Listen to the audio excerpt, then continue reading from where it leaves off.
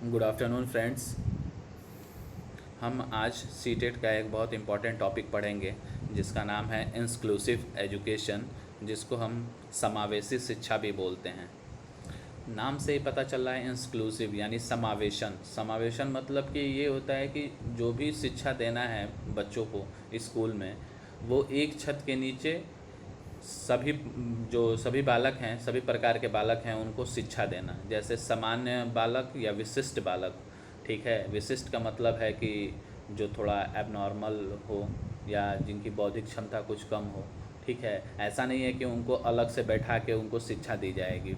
ठीक है, तो हमारा समावेशी शिक्षा को जो लाने का मतलब ये था, जो सरकार ने समावेशी शिक्षा लाया इस वजह से लाया था क्योंकि समावेशी शिक्षा में क्या होता है कि हम जो भी छात्र होते हैं, चाहे वो विशिष्ट हों या सामान्य हों, उन सबको एक ही छत के नीचे हम शिक्षा देंगे। ठीक है, यही मेन पर्पस था। ठीक है, इंक्लूसिव एजुकेशन को लाने का। अब थोड़ा इसके बारे में हल्का सा डिस्क्राइब कर लेते हैं कि इसका एक्चुअल कॉन्सेप्ट क्या है। मैं इसके बारे में थोड़ा सा आप लोगों को बताता हूँ कि एक्चुअल में ये है क्या। ठीक है, तो समावेशी शिक्षा के बारे में कहा जाता है कि ये जो सामान्य विद्यालय में सामान्य विद्यार्थी के साथ रह के विशिष्ट विद्यार्थी जो हैं या विशिष्ट बालक जो हैं वो शिक्षा अगर प्रदान करते हैं तो उसी को हम समावेशी शिक्षा कहते हैं, जिसमें कि असमर्थ बालकों का सर्वांगीण विकास हो सके।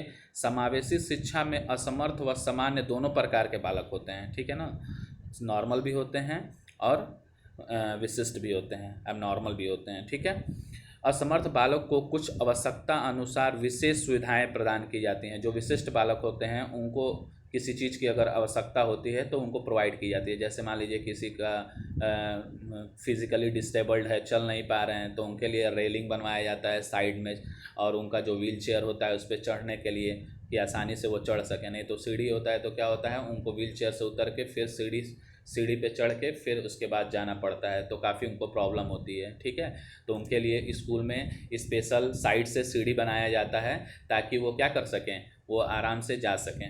ठीक है, उस पर क्या नाम है, क्लासरूम में जा सकें। ये नहीं कि व्हील चेयर पर से उतर के फिर ज़मीन में वो रेंग के और फिर उसके बाद क्लास में पहुँचें। ठीक है, तो व्हील चेयर को चढ़ाने के लिए एक बनाया जाता है सीढ़ी, उस पर वो चढ़ के अपने क्लासरूम तक जा सकते हैं आसानी से। तो ये जो उनकी आवश्यकता अनुसार बहुत सारी सुविधाएं उनको दी जाती हैं। ठीक है ना, इससे असमर्थ बालक भी अपने आप को मानसिक रूप से मजबूत बनाते हैं। समावेशी शिक्षा में बालकों को अपनी सूझबूझ जो होती है उसका विकास होता है। बालक एक दूसरे की सहायता भी करते हैं। ठीक है, तथा समायोजन में भी इसका मदद मिलता है। ठीक है ना, बालक जो होते हैं एक दूसरे से इंटरेक्ट होते हैं और एक दूसरे से जो भी चीज़ें होती हैं वो समझते हैं। ये नहीं है कि कोई रिच फैमिली से बिलोंग करता है तो उसके लिए अलग से कोई क्लास बनेगा और कोई पुअर फैमिली से है तो उसके लिए कोई अलग क्लास बनेगा, ऐसा कुछ नहीं है। इसी वजह से समावेशी शिक्षा लाया गया कि शिक्षा में ऊंच नीच नहीं होना है, कोई भेदभाव नहीं करना है, सबको एक साथ एक छत के नीचे हमको शिक्षा देनी है। समावेशी शिक्षा का मेन कॉन्सेप्ट यही था कि सारे बच्चों को एक साथ लेके चलना है और सबके बौद्धिक क्षमता का विकास करना है, जो कमज़ोर हैं उनका भी और जो ज़्यादा हैं उनका भी, सबको साथ लेके चलना है।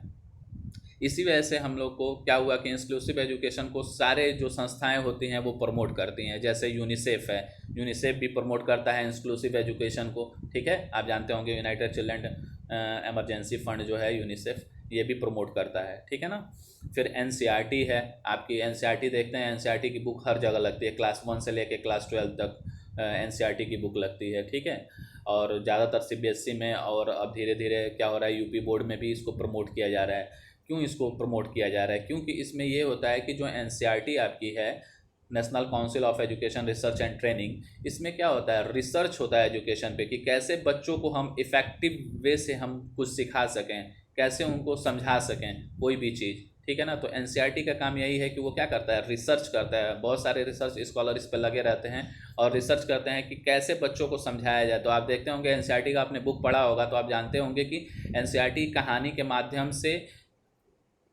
के माध्यम से सारी चीज़ों को समझाना चाहता है। और ये भी एक एनसीईआरटी की खासियत है कि वो क्षेत्रीय लैंग्वेज में भी, क्षेत्रीय भाषा में भी लोगों को समझाना चाहता है। ठीक है, एनसीईआरटी आप देखेंगे तो हिंदी में भी आता है, इंग्लिश भी आता है, उर्दू भी आता है। तो ऐसे एनसीईआरटी का बहुत सारा लैंग्वेज आते हैं। ठीक है, जिससे कोई भी आसानी से पढ़ के समझ सके। और एक और खासियत होती है एनसीईआरटी की बुक की, एनसीईआरटी की बुक जो होती है, जो भी चैप्टर स्टार्टिंग से लेके एंड तक होते हैं वो एक दूसरे से जुड़े हुए होते हैं। जब तक आप पहला चैप्टर नहीं पढ़ेंगे तब तक आपको दूसरा चैप्टर समझ में नहीं आएगा। तो ये एक दूसरे से रिलेटेड होते हैं। ठीक है ना, तो इसी वजह से वो एनसीईआरटी का काम है कि वो अच्छी तरह से हर चीज़ को, सिलेबस को, कैरिकुलम को बनाए ताकि बच्चे उनको अच्छी तरह से समझ पाएँ, सीख पाएँ, देख पाएँ, समझ पाएँ। ठीक है ना, एससीईआरटी भी करती है।